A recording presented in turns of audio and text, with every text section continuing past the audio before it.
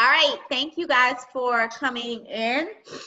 We have a lot of people participating today, so when you come in, please have your mics muted, and just go ahead and drop in the chat box where you're from, where you are joining us from, especially because we have a lot of people. So go ahead and let us know. Okay, Baton Rouge. Yes, I'm from Baton Rouge. Okay, BR in the house. Dominican Republic. Okay. Everybody tells me I look like I'm from the Dominican Republic. Okay, Louisiana, Karen Crow. Okay. Who that say they gonna make them Saints? Okay. South of France. Okay. Wow. Morocco. Fresno, Chicago.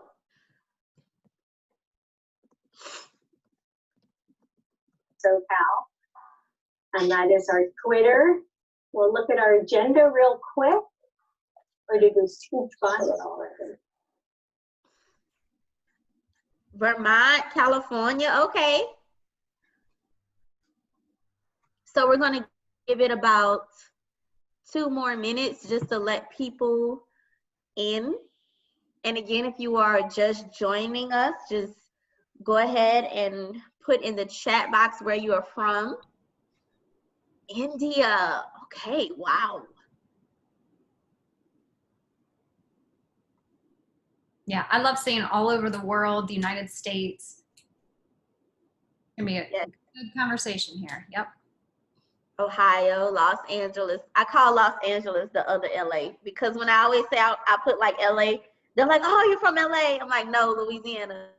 It's fancy. That's the true LA.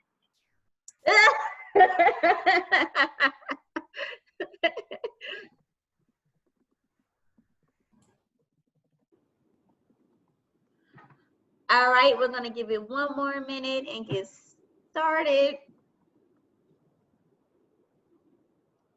because people are still joining.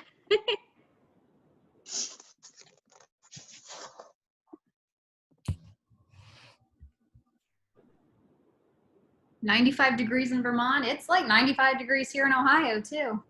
It's hot. It's hot. With snow on the mountain. Maryland. Okay, I was born in Maryland. I don't remember it, but I have a soft spot for Baltimore because I was born in Baltimore. Fun fact. Tyler, I did not know you were born in Baltimore. Did not know that. So quick fun story. My mom, she had a high-risk pregnancy and I was a preemie. So they sent her to Baltimore to have me because they couldn't guarantee my life in Baton Rouge.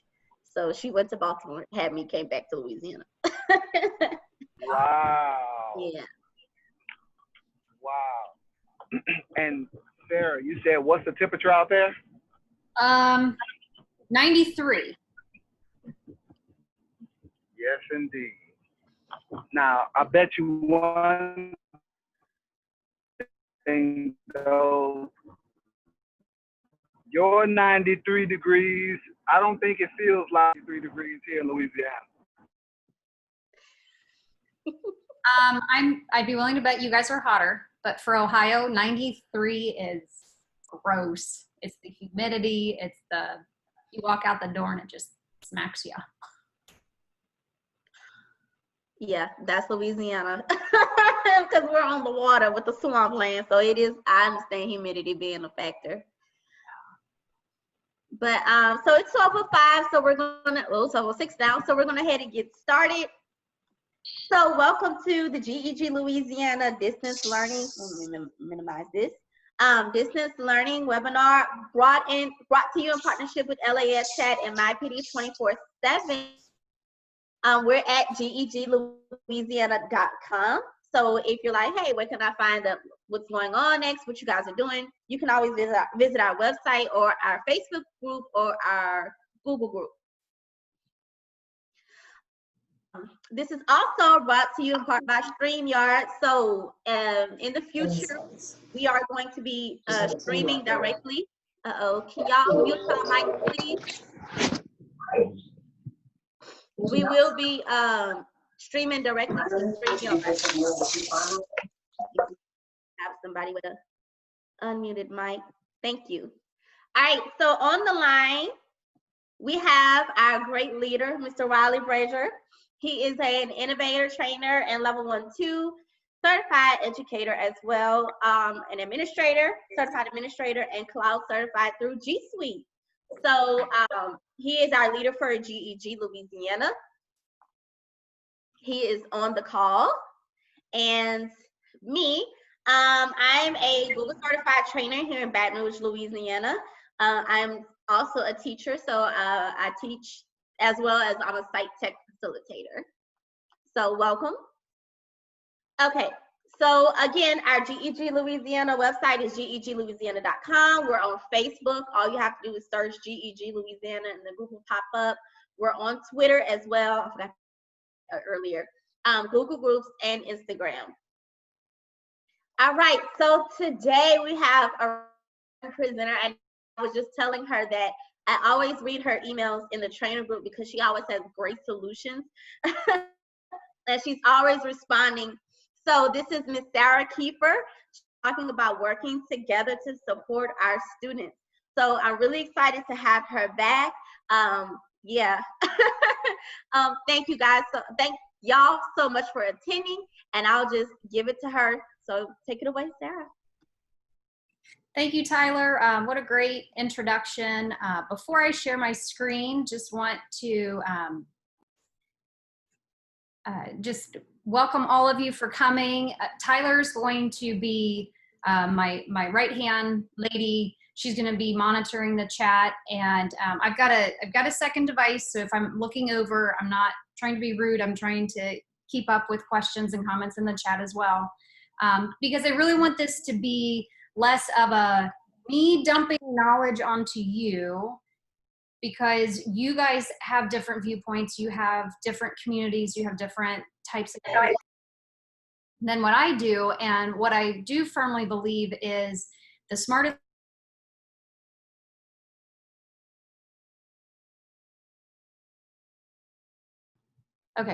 sorry, the smartest person in the room is the room. So please make sure that you are commenting, you're asking questions, you're sharing your thoughts, your ideas, and together we're gonna make this better. And hopefully you'll get at least a few nuggets of goodness and take it back with you.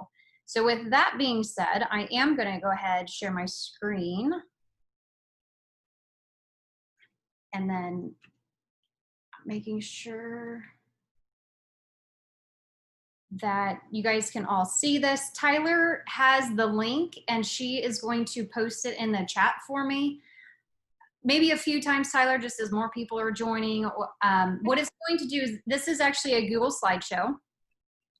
So it may not resemble your initial, like what you expect as a slideshow, because they recently learned a tip in a different webinar that I did. One of the participants emailed me and asked if you could get rid of the slide navigation in the bottom left-hand corner. And I was like, well, I've never thought of that. Like, I just always used it. And so I told her, I said, just Google it. I said, I don't have that knowledge, but I'm sure somebody out there does. So she, I apologized, she moved on. And then I got to thinking about it and I was like, oh, that's actually a really good idea. So I researched it too. And then I was super excited. I found it, emailed her, she emailed me back. She goes, oh, well, I found this. And her way was like 25,000 times easier. So I have gotten rid of the navigation bar. So when you see this, you'll notice that it doesn't have the left, right. But if you are on a computer, use your right, left, either scrolly, or I just use the arrows on my keyboard to move forward or backwards through the presentation. Obviously, if there's hyperlinks there, you are welcome to click on them. They will navigate you to something. I am Sarah Kiefer. I am a technology integration specialist for the Ross Local Schools. I have been working in Ross for coming up on 19 years now. 14 of which were a classroom teacher. And then I moved into my tech support role and was shifted down into the elementaries, which was a whole new ballgame for me since I'd spent the previous 14 years at the middle school. And I absolutely love it. That's really where technology showed me like a whole different side to a lot of things. And I will say that technology is not purely the focus today. I'm also a Google certified innovator. That's how I came to be connected with Wiley. We were both at New York City back in October of 2019. He and I are on the same team and the innovator cohorts. And so Google is not the focus either. I hope that I'm not disappointing people by saying technology is not the focus, nor is Google. Obviously, technology and Google tools are going to help support these ideas that we're going to talk about today. But again, I do want to stress, I want this to be a conversation more than me dumping knowledge. I don't have all of the answers. And in fact, I do blog, just real quick, I do blog at techyoucando.com. Follow me on Twitter, KieferSJ. And the next slide is going to tell you a little bit about what I just said. I'm a lifelong learner. My dad was actually worried I wasn't going to graduate college because I kept popping around to the different schools, the different contents of education at University of Dayton where I went. He said, "You're probably just going to stay in school for the rest of your life, right?" And I was like, haha, Dad, number one, that's way too expensive. And then I came back to education. That was something that I had a passion for when I was a lot younger. And I knew as soon as I started taking education classes, like I knew that was my thing. I knew that was where I was meant to be. And ironically, he was right. I am still in the classroom and love it. Former classroom teacher, covered that. Google certified innovator, trainer, educator. I am also a wife and a mom. I have 3 girls, 14, 10, and 8. And I will say that they have shaped a lot of what I'm going to share with you today. I never take off one of those hats. And those of you that play multiple roles, which we all do, you all are aware that that is exactly how you live your day. You know, when you wake up in the morning, your family might be your focus. For another hour, it might be school, might come back. It's going to bounce all over the place. All of the decisions I make, they're all shaped with that thinking of being a wife, a mom, an educator, you know, an adult, what have you. All of that comes into play. And I think it makes me a better teacher to keep that in mind. One of the other things that I like to add in there is that I'm a runner. Teaching isn't everything for me. It's a large part, but I do need that time. And I think as teachers, a lot of us do focus in so much on school that we feel guilty taking time. When I run or when I walk, that is my time to decompress. That's my time to let all of the stress of the day, all of the everything of the day, take a breath and kind of step aside. And it has worked for me for about 20 years, probably a little more than that. So I just always like to point that out too. Like don't ever feel guilty for taking some time to yourself. Now on the flip side, I am not someone with all of the answers. I don't have it all down. I don't have all of the answers. As I pointed out before, Mary had emailed me and she'd asked about getting rid of the navigation bar. I didn't have that answer. Someone out there did. And actually she found somebody and I found somebody. So there are going to be multiple people out there who have these answers. Please reach out. Please talk to other people. Build your PLN, whether it's in person, it's digital, it's social media, it's however you do it. But again, the smartest people are those that have a lot of people. I also have not mastered all of these 6 points that I'm going to share with you today. On that same note, I'm not satisfied with how things are.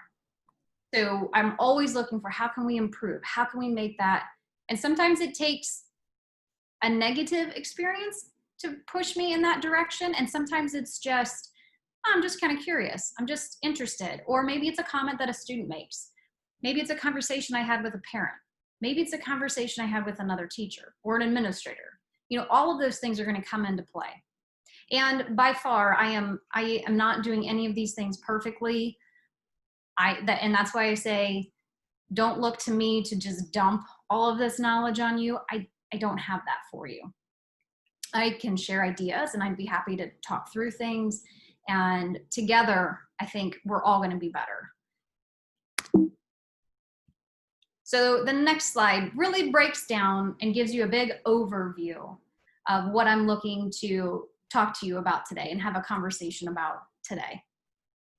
Relationships, communication, mindset, routines, content, and grace. And at the very center of it, you notice how I even put it, it's like in the dead center of that circle, feedback and reflection. All of these things in this circle, number one, it's continuous. We'll never stop. We're just going to keep going. And you can't focus on one and think that you're done. You got to give some feedback, get some feedback, share feedback, take feedback. And then you got to reflect on all of that. And then where do you go from there? There's a great Maya Angelou quote that I may not get it perfect, but I love this quote. Do what you know how to do, and when you know to do better, do better.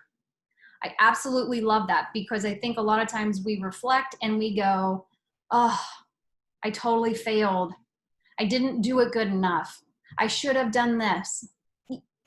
Okay, so take that deep breath and then say, okay, what can I do better next time? And that's how I've really, I did not do that at first.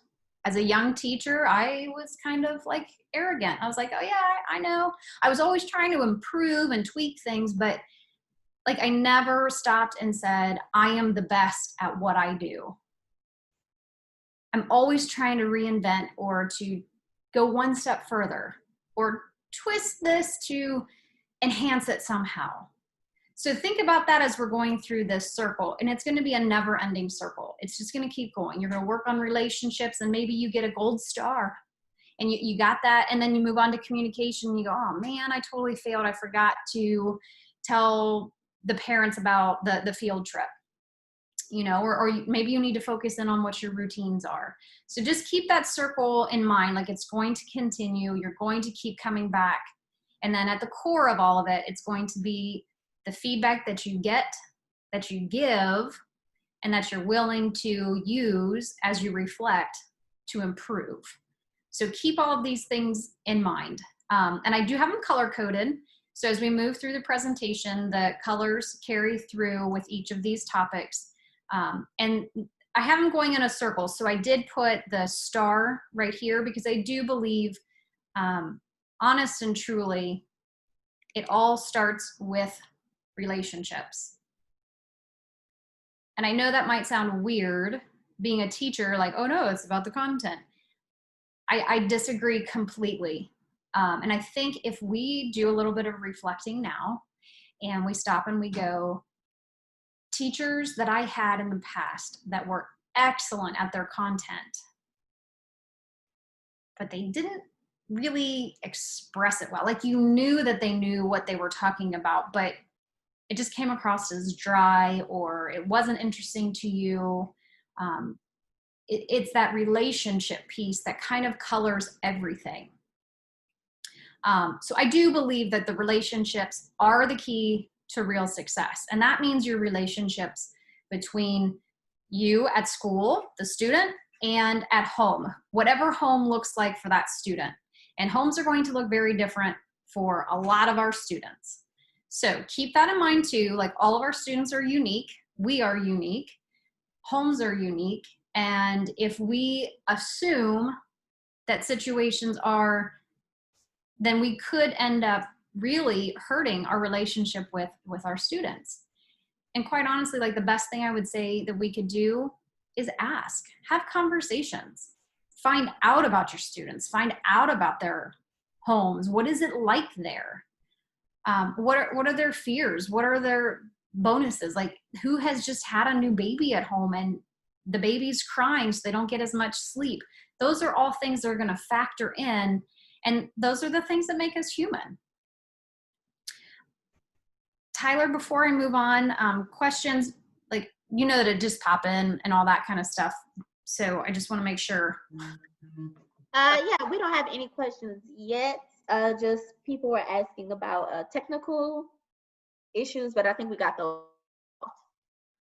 But a lot of amens.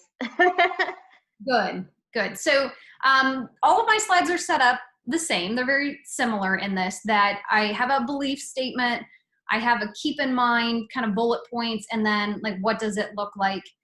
So these are just but like I said at the beginning, I don't have all of this down pat. These are a lot of the things that I've learned over my couple of decades almost of teaching and working not only with middle school kids, but also now with elementaries. And the needs are diverse across the board in my district. And my district is not a big one. So I do try to keep that in mind as well. But once I started making relationships more of the focus, everything else seemed to be a little bit easier. You know, as 7th and 8th grade, what do we call that? I had them as 7th graders and as 8th graders.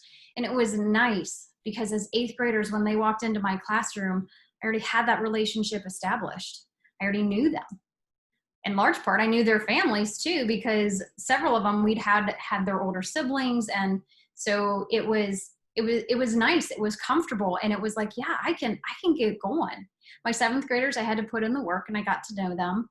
And I always kept in mind, it's a very complex topic, right? Like relationships are never easy. Inside school, outside of school, everything just has all of these tentacles and they're all just, sometimes they connect and sometimes they completely miss. And it's something that we all have to work on. Everybody has to work on it. And we all share the responsibility. If a relationship isn't working well, we all are responsible in that. And we all have to take ownership of that.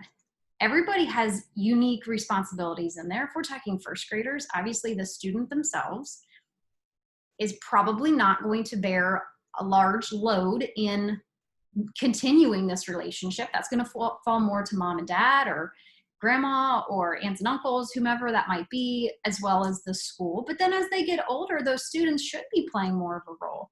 They should be participating more in strengthening that relationship. And they're going to constantly grow. It's always going to grow. It's always going to change.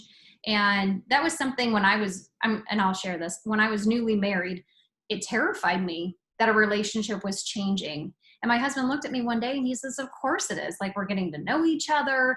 You know, we're learning about each other. He said, it's going to change. We're going to have bumps in the road and we're going to have these great times, you know? And that was really kind of like, oh, okay, like reassuring. But we had that conversation and it really did help as time goes on. And that's something that I don't ever want teachers to stress too much about, is the relationships, but we do have to be very mindful of them.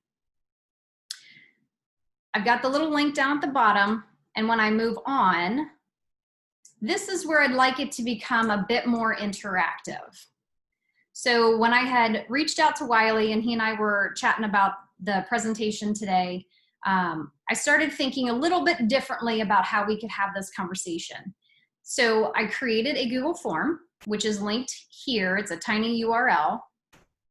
So when you open this up, it's going to open you to this Google form.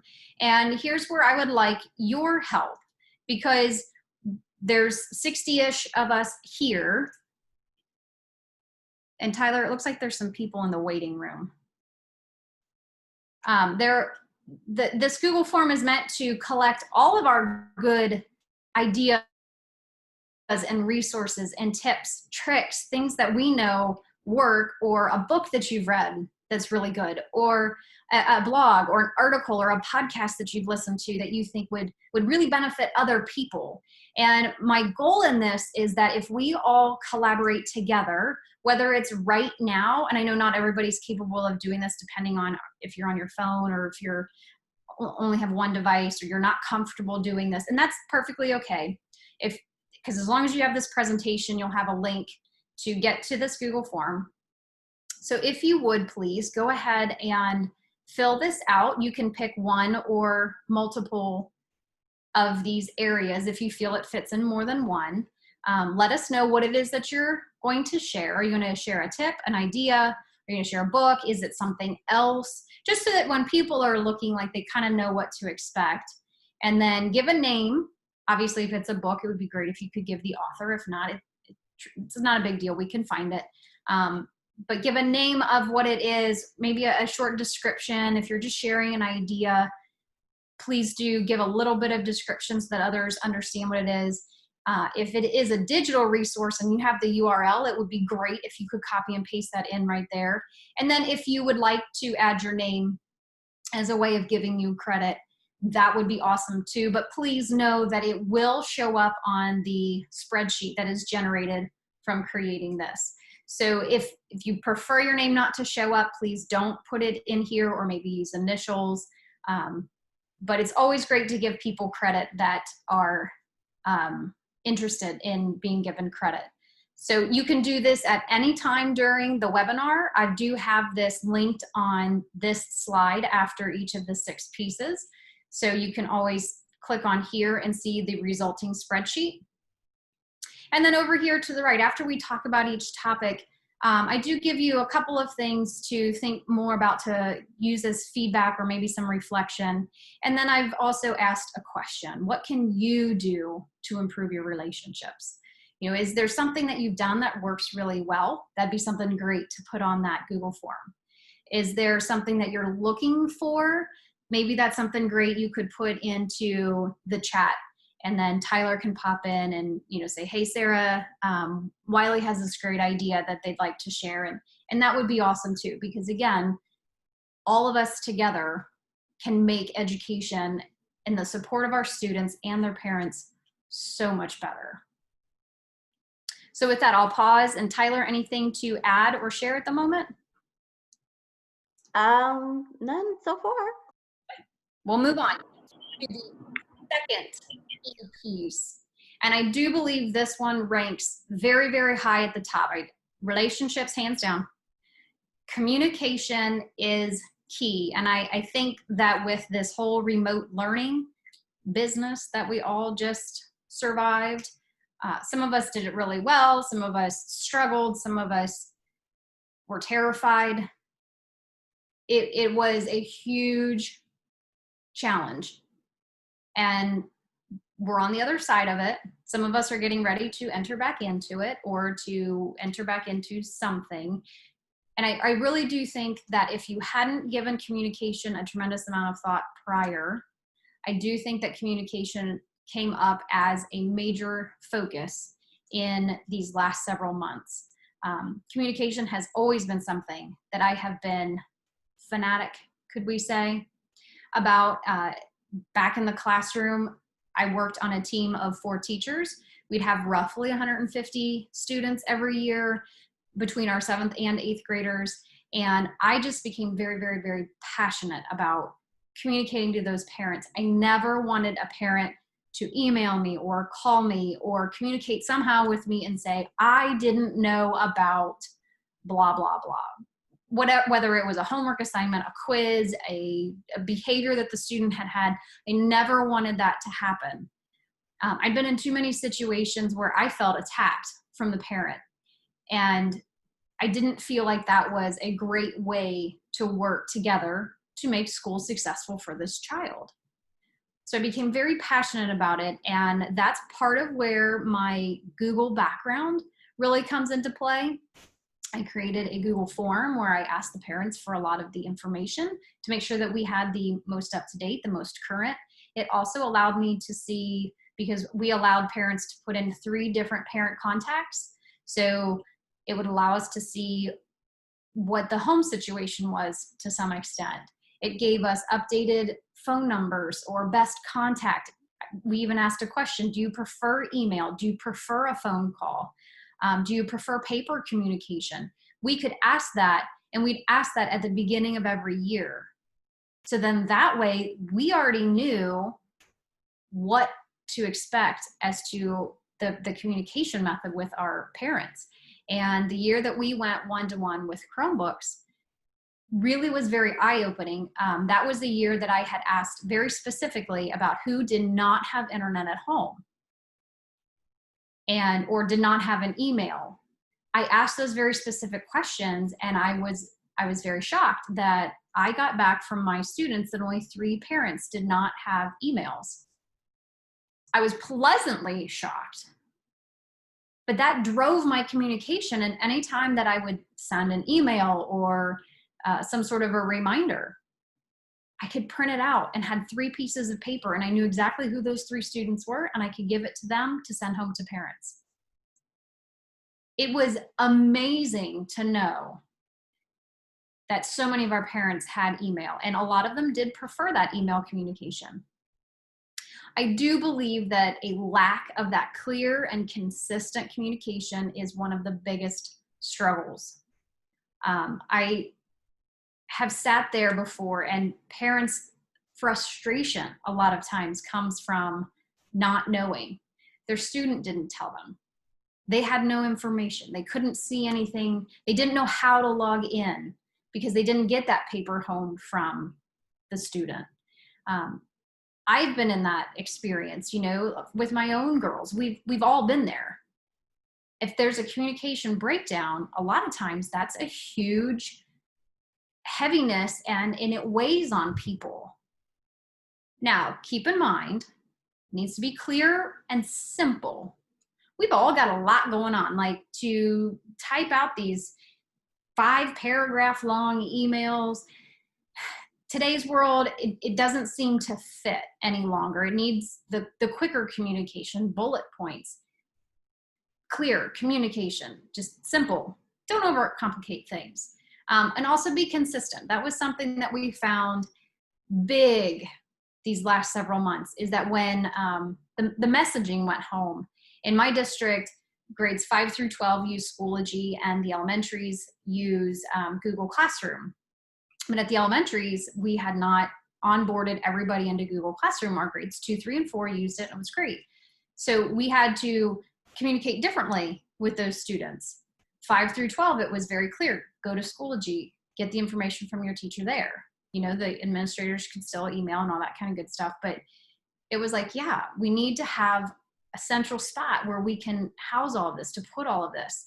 So we utilized one of the websites that we already had available to us, that the kids were already used to going to.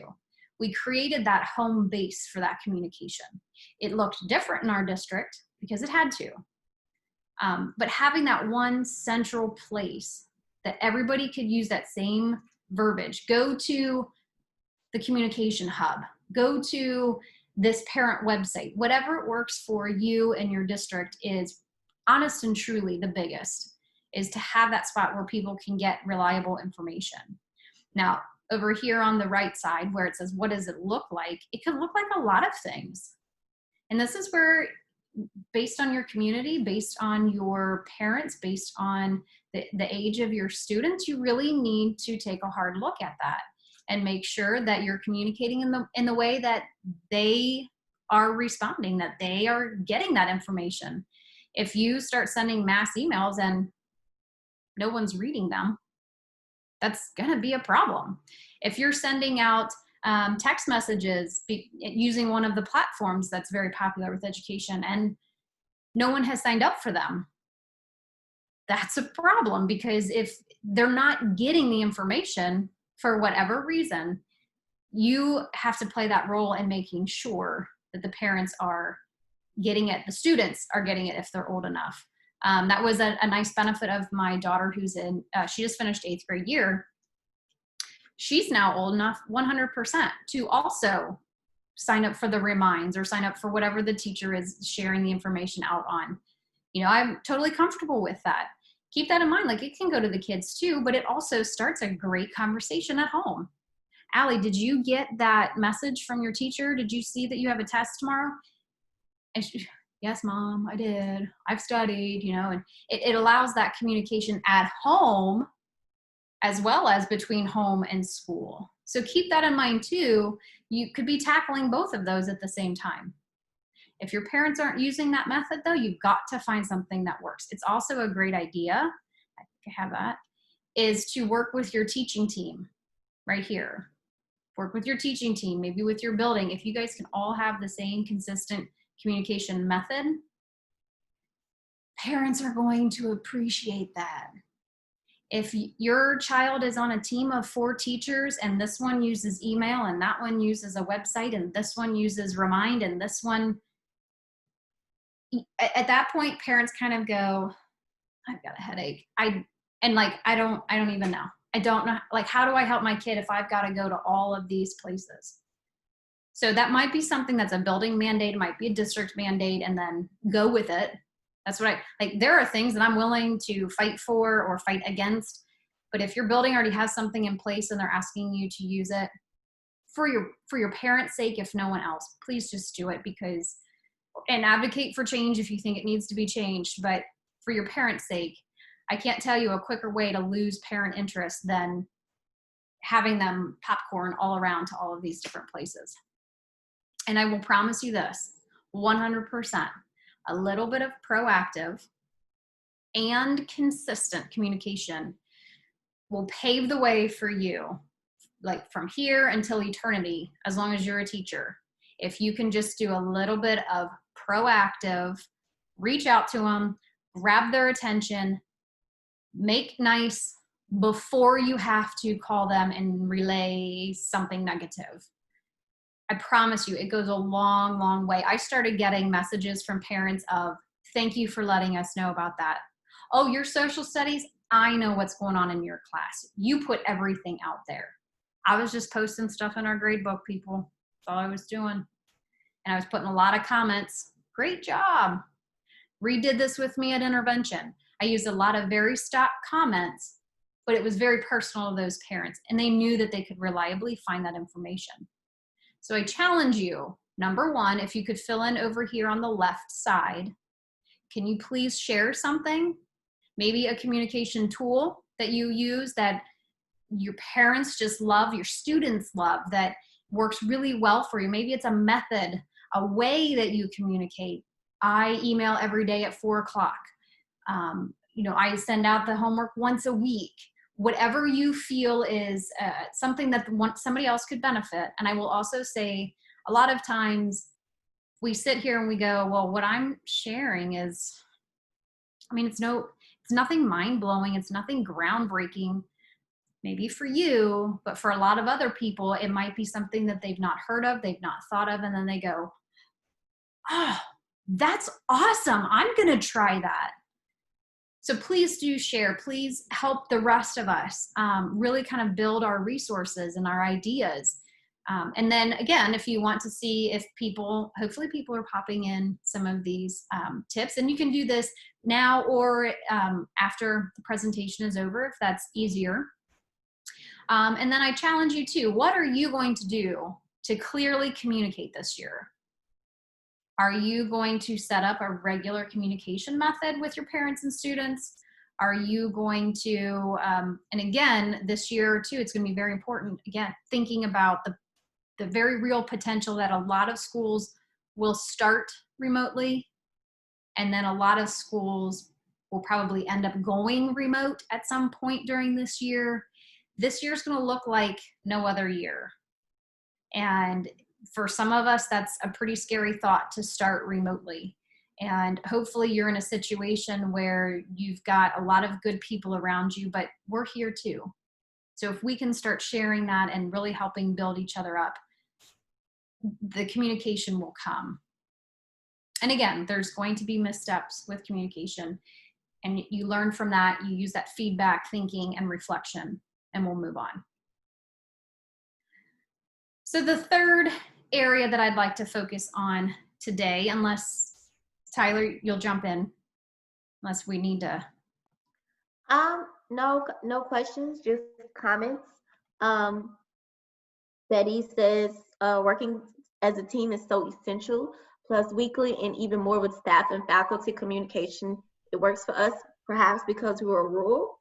So she had a specific time to meet with students as a counselor and available at all times for anything else, which I think is really great, because my school does not have specific times for students to come in. And I think if they knew they had that opportunity, they come into our counselor more. I don't think our students really know.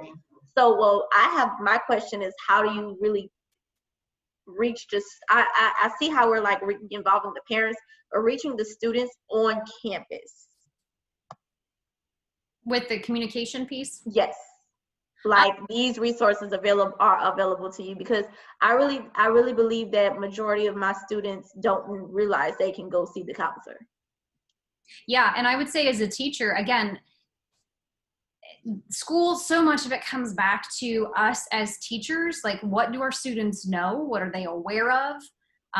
What are the boundaries? When? Not even like, who can I go talk to, but when can I go talk to them? A lot of, like, they're kids.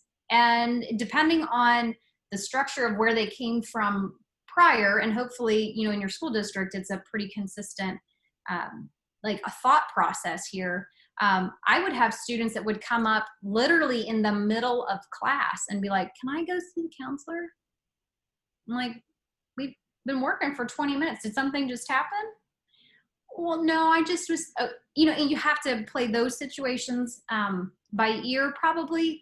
But like, if the kids know a great time to go see the counselor is during a study hall or in between classes. One tip that I could share is the counselors at our middle school had these little papers in the office. So if a student came down and they wanted to see one of the counselors, and the counselor was unavailable for any of the 8,000 reasons that a counselor is going to get pulled. But there were little pieces of paper in the office. The student could write their name, which counselor they needed or wanted to see, and then maybe a short description. And they didn't have to fill out a lot. And then when would be a good time for the counselor to get in touch with them? Now, again, mind you, these are middle schoolers, but this was a process that they had put in place, and the kids knew that it was available, as well as the secretaries, because the secretaries were the ones in the office. And they play a very, very crucial role in, everything that goes on in our schools, right? Like, they need to be in the know. So if your counselors have something like that too, Tyler, I think that could help. Other people have done the digital method. They could fill out a Google form, and then the counselor would know and be able to pull up the student's schedule and say, okay, I could pull them from gym class because in math class they said they had a test today. You know, they could, you know, use that information, and those forms can be customized to be whatever. So, and again, those are the great things, like the question like Tyler's asking, those are the things that maybe you have in your district already, but Tyler doesn't. So if we can share, then Tyler can go back to her district and say, hey, have we thought about maybe doing this? Like, it doesn't even have to just be for us as teachers. It could be for other people in our district too. All right, so let's move on to mindset, because this is all inside. Right? We all have to stop and take a minute, and we have to really do some intro thinking here, because your mindset is going to determine your likeliness of success. So if you sit here and you go, we're going to go remote, I hate this, it's terrible, I don't know how to do this, I don't have the tools, and then you sit in a corner and cry, which I think is also kind of normal. I'm not going to lie to you, there were tears shed on my end. It happened. I don't think that mindset is really going to get us very far. There were a lot of times where I would go, okay, I cry my tears, I'm upset, and then I stop and I go, okay, so what can I do about it? How can I make the situation better? Where can I go from here? Who are my people that I can call? Can I pick up the phone and call Wiley and be like, Wiley, I'm having a bad day, dude. I need a pep talk. Can you help me out? Who are your PLN? You know, or maybe it's a book. Innovator's Mindset, phenomenal book. I'd recommend it to anybody. But it's going to start with your mindset. And if you have a good mindset, not a perfect one, but if you have a good mindset, it's going to carry over to your students. And then ultimately that mindset carries all the way through to the parents. You know, the parents respond to what the students bring home, and the students are responding to what you are giving them at school. And a lot in part, whether it's face-to-face or it's virtual. We've got to keep that in mind. So if we as teachers have that good mindset, and we remember, this is a great quote down here, mistakes are proof that you're trying. When Wiley and I were at the Innovator Academy, I mean, Wiley, how many times did we hear that fail bell. I mean, that bell was ringing all the time. And it was a great thing. The first couple of times you hear it, you're kind of like, what is going, and then you remember. And then you realize like, oh, other people are failing too. It's okay if I do. And then you pivot and you learn and you move on.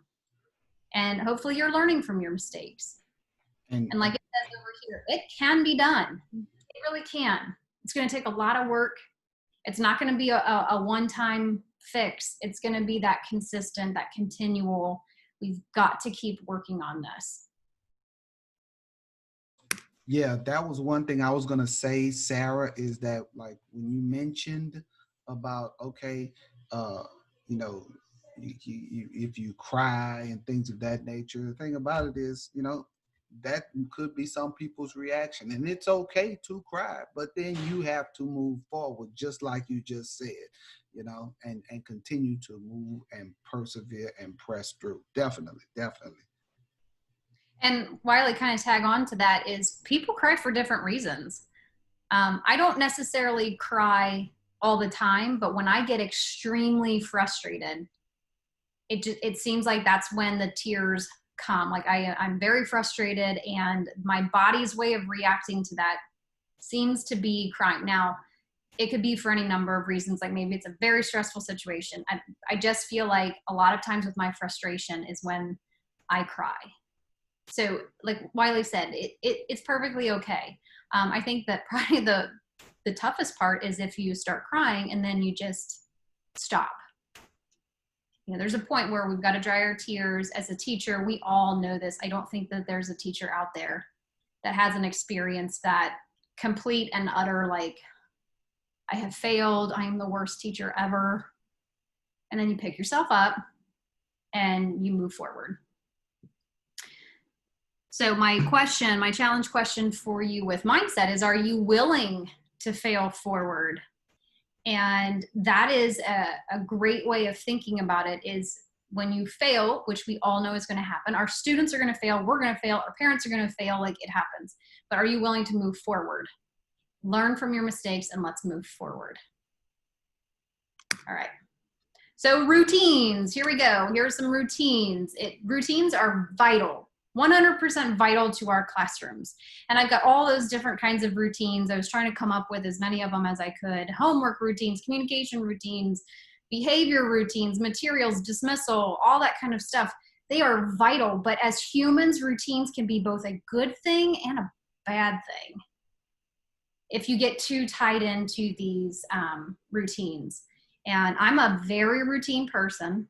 I even made that decision when we went remote here in Ohio. I still set my alarm. I didn't sleep in about 30 minutes longer, but I still set my alarm. I still got up. I still did my morning workout. I still, got myself into that and just kept going. And it really did have like that centering feeling to me that it was my comfort. I knew what to expect. I knew I was going to get up. I knew I was going to do that. And then whatever the day brought was kind of where I was flexible. My daughters would ask me this same question every day. Mom, how many Zooms do you have? And I'd say, well, I've got 3 scheduled. And I go, so that means you're probably going to have like 5. But it's that routine of knowing what's coming, and then that flexibility of being able to adjust and pivot from here to there. So keep in mind, there is a time for routines. There's a time to allow for flexibility. And then students are going to be able to help with this too. I mean, who better to help these routines in your classroom than the kids that are in there that are living with these routines? And remember, they've been in school too, depending on what your grade level. They've been through a lot of different teachers. They've got a lot of different routines. They've been shared in on a lot of different routines. So they might be able to help you out and come up with some good routines. So keep that in mind too. Routines are great, but flexibility is also going to be part of that. So again, I'm going to remind you, if you could pop in some resources or ideas or tips that you've got, please do share them. And then over on the feedback and reflection, because this is one where I think sometimes as teachers, we figure out a routine and then we just get stuck with it. We just stay there and we say, this is the routine I'm going to do. And then something's going to come along that's going to probably jar you a little bit. So I ask you to think and reflect a little bit. Are your routines working for you? You know, are you including the kids in making these decisions? With remote learning, did you find that you needed to adjust some of these routines, or maybe you know you're going to be remote, or maybe you know you're not, and you say that whole remote learning period really opened my eyes to a different way, a different routine. And I do also believe that routines can be changed carefully. Like, you don't just all of a sudden one day say, nope, we're not going to do it that way anymore, kids, and boom, this is the new way, and you're going to get in trouble if you don't do it right. You know, routines can be changed. Be mindful of that. But know that you don't ever have to be 100% stuck in a routine. Use your routines as your safety nets, your boundaries, and then if you want to change, make sure you're going back to that second topic that we talked about, the communication piece. Make sure you're communicating that. And one time is never going to be enough. It's not. You're going to have to communicate it to your students. You're going to have to communicate at home. Having an 8th grader myself, good girl. She is a very good girl. Not a behavior problem. I always tell our teachers, like, you'll never have to have a behavior problem. But she doesn't come home and just blurt out everything that she did that day. She doesn't come home and tell me all of the announcements that they said that day at school. Not because she's a bad kid. Not at all. For her, the end of the school day, school was over. She came home, she was getting ready for soccer practice, or she wanted to get her homework done, or she was hungry. Her importance was not on sharing all of the information with mom. So mom had to do her digging, you know, I had to ask all the right questions. And then I also was reliant upon the school communicating with me. And she's a 14-year-old girl. She's not going to remember everything. And we cram so much into our kids' heads, and we just expect it to all magically stay there. It doesn't magically stay in my brain, and I wish it would. But that communication factor between home and school is huge, because these kids aren't all coming home and like telling everything. And are there routines that you can include your students in when you're creating these? My favorite was talking to a couple of teachers, like when you're doing the homework, could you have a student's responsibility be to type it into Google Classroom as an announcement, or they write it on the board as you're typing it in, you know, like sharing that routine with the kids too. All right. Hoping we're not going to run out of time, Wiley, here. Content, this should be a real easy one. This is the what you teach. You guys are all experts. You know how to do it. You know what it is you're teaching. It could be anything, it could be any topic, the math, the history, the writing, the reading, all that kind of stuff. But keep in mind, that's just what you teach. Also keep in mind, the other component of this is how you teach it is going to play big time. It's going to impact those relationships. If you're willing to be creative or allow the students to have voice and choice, the how you're teaching your content is really going to go a long way in helping with your relationships. Also, again, you got to communicate this stuff. And I'm really not trying to rush through here, but I just looked at the time. So my challenge question to you on this is, what can your students do more of so that you can do less? You know, are you spoon feeding them everything?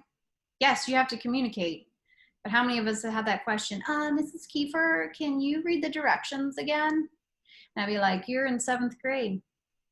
You can read them right there on your paper. You know, and a lot of times it's just they want you to keep giving it to you. So what can you get your kids to do, your students to do, so that you can go focus, and maybe you really do need to work with a small group instead of reading the directions to that student. Please fill in, share tips and ideas, resources and all that. And then here's my last one.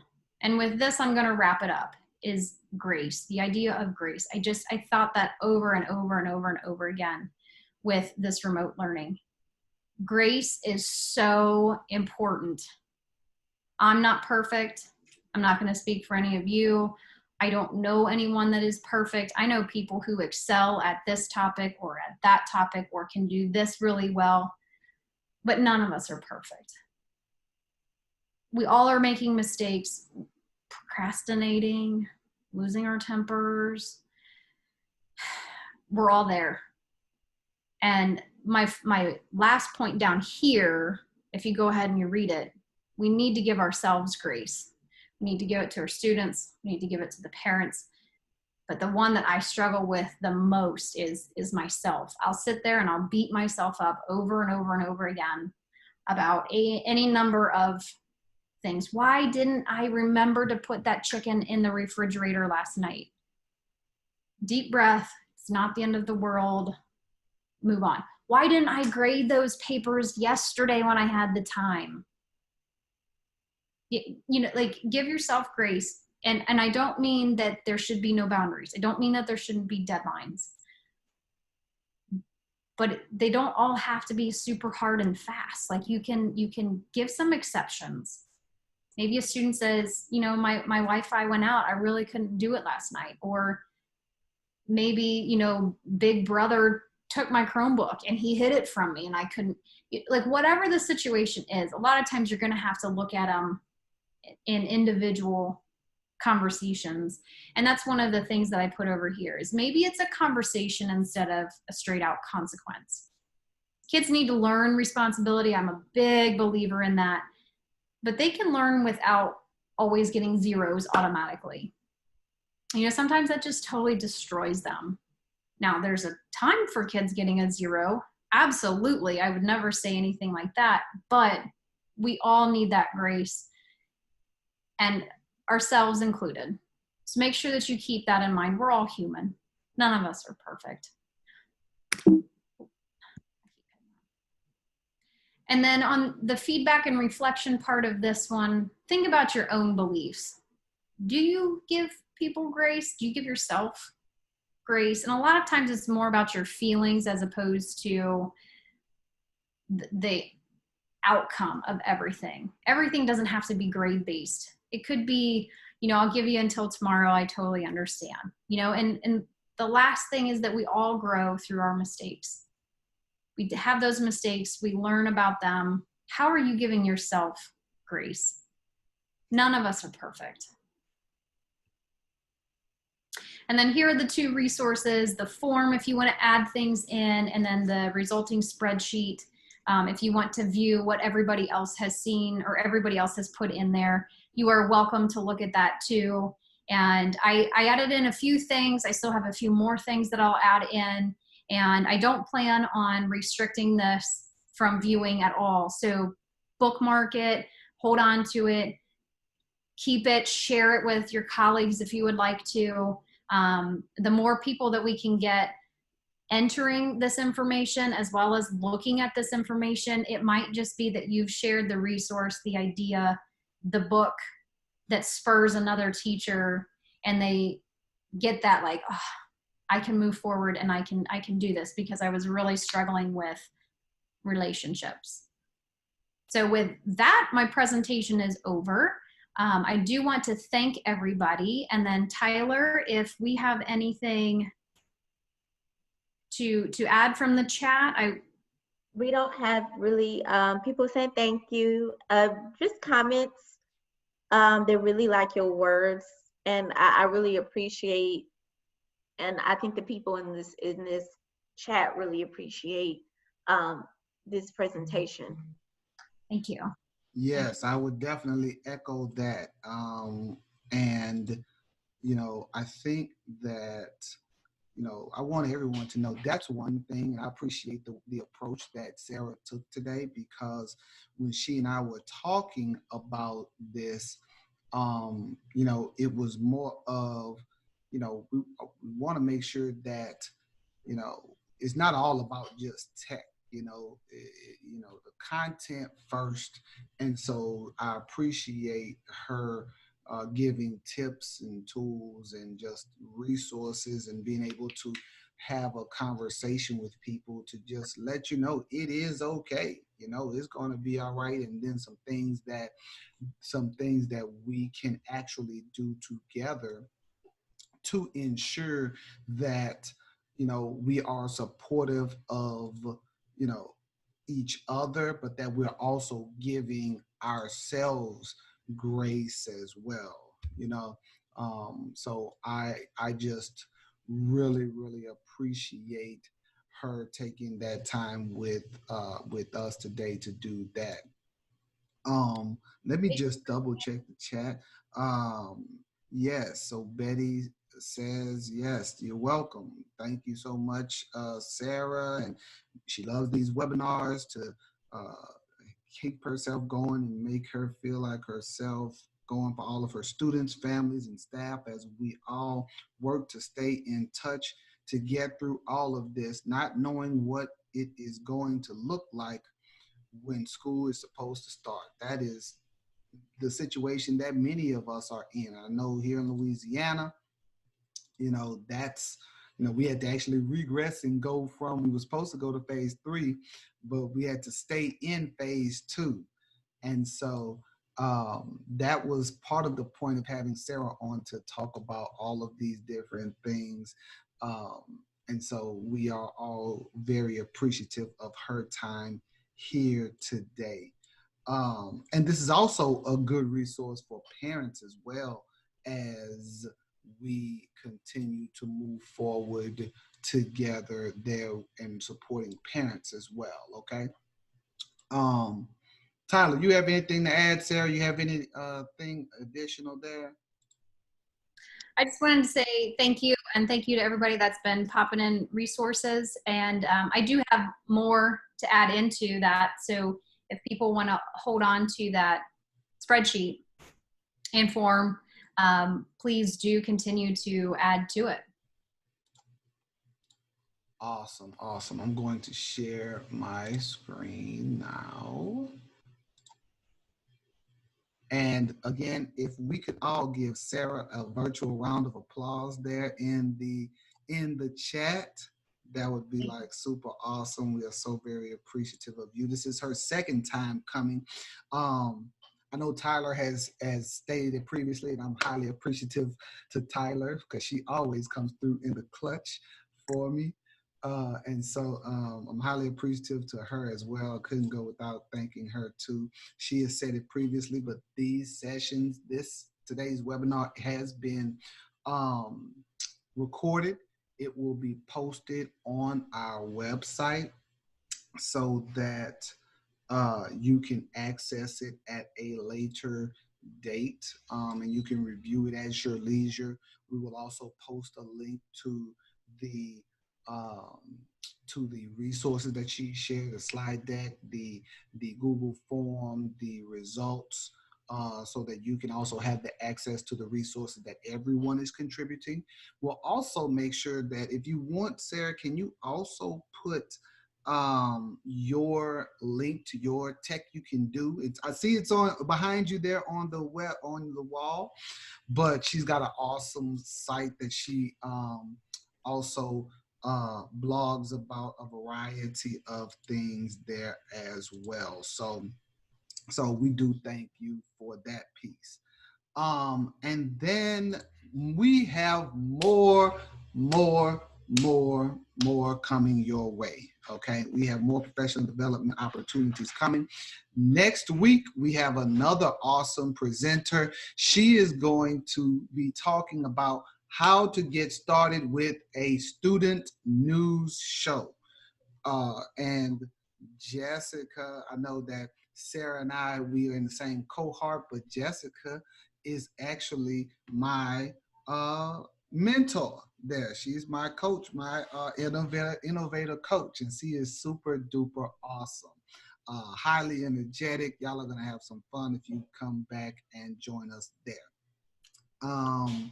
Wait, is it coach or mentor? I know Desiree is the coach, Sarah? So Jessica would be your mentor. Mentor. So Jessica is my mentor. Okay. All right. And so then we have another awesome educator. She's from Texas, who's going to give us 5 tips for instructional coaches. Her name is Martine Brown. She's actually from Louisiana, but she's working in Texas right now, doing some great work there. She just published a book recently that will also be able to support anyone as well. So then we also have George, who's going to come back. He did an awesome presentation, which is on the website right now. Zero to Artists with Google Drawings is going to be his next one. The previous one was YouTube for Learning, YouTube for Distance Learning. And then now we also will have Fred here. Fred is going to do some riding the Wakelet wave. And if you're not familiar with the Wakelet, it's an awesome resource that he is really going to dive deep into. This is our website for anyone. I know all of you always ask, are there certificates for these webinars? Do you get a certificate of attendance? Yes, you do. And this is that link. I will, you said you do not do Facebook. When you type in, it takes you to Facebook. No, if you go to geglouisiana.com, there is actually a website, louisiana.com.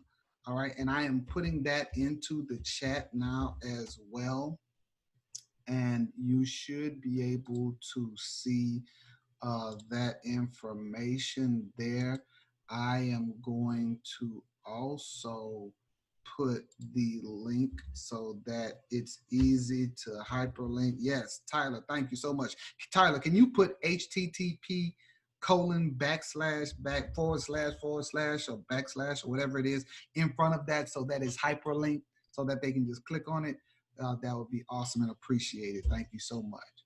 And so that's the website. So when you click on it, I'll just show you, Veronica, because I know you had a question there. I'll go ahead and click on it.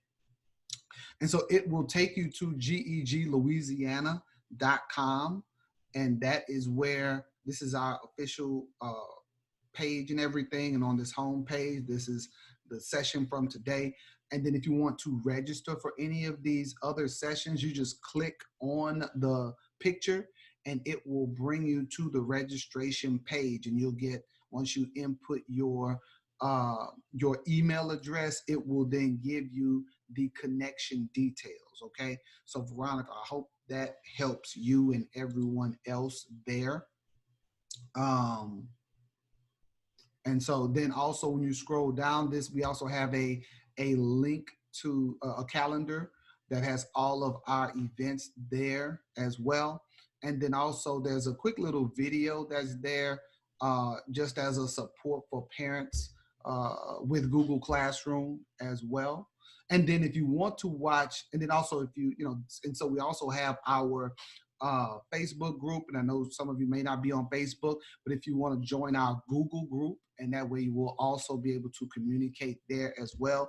We are also on Twitter and on Instagram as well. So Veronica, if you don't do Facebook, maybe you do it for the gram or for Twitter, okay? All right, and you can also join us there in our Google group. And then if you want to watch previous sessions are right underneath webinars. And so here are some of the other previous sessions that are available. You can just click play and watch them from the beginning right there. We've got Tyler, who did an awesome session on doing STEM at home. And then also Sarah's previous awesome session, which was more of a tech focused session, which was 6 steps to organizing your Google Drive. She gave some amazing tips there. And so that is there for you as well. And, of course, yours truly, I have some stuff on here as well.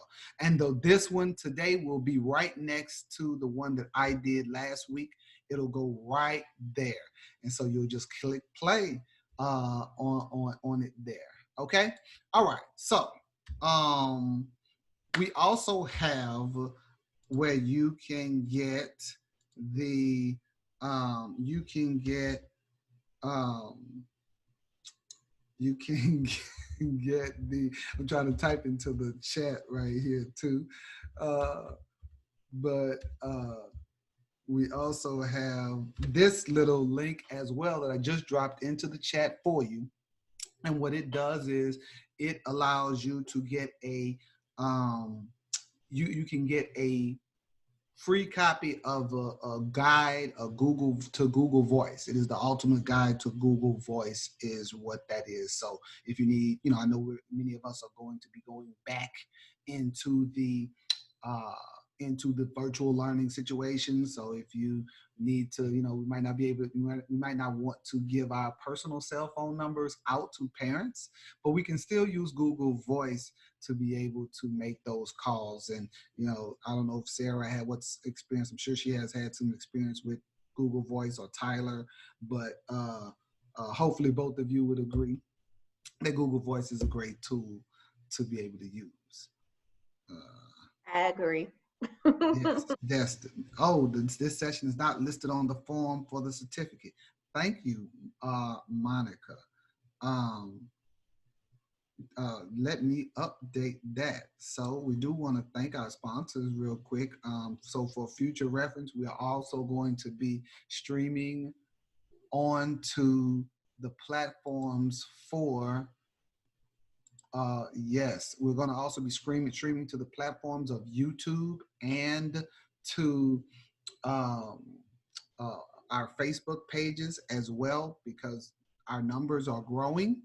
And I don't pay for Zoom right now.